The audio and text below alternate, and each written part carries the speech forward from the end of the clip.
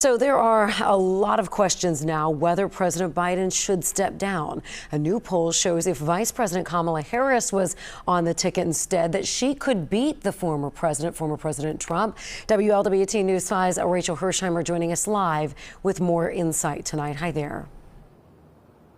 Hey, Cherie, and this new poll also shows that 2 in 3 Americans feel that President Biden should end his campaign after his performance at the debate 2 weeks ago. This new poll that was conducted by ABC News, Washington Post, and Ipsos also shows President Biden and former President Trump are tied at 46% to 46% among registered voters. However, hypothetically, in this poll, if Harris was the Democratic presidential nominee, she would be leading against Trump 49 to 47%. Tonight, I sat down with Northern Kentucky University political analyst Shauna Riley. She says the polls are going to shift back and forth. It is normal. It is expected.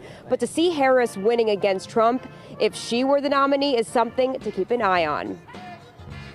If we have another candidate or another possible candidate that is doing stronger in the same polls and consistently stronger, it's not just a one-time poll.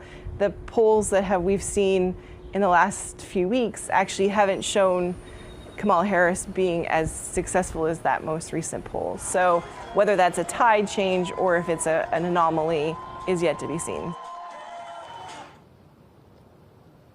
And something that Riley is also looking into is what these independent voters and swing voters are feeling right now. She feels they can be persuaded. They may change their minds, especially heading into the Republican and Democratic conventions that are coming up. Reporting live tonight, Rachel Hersheimer, WLWT News 5.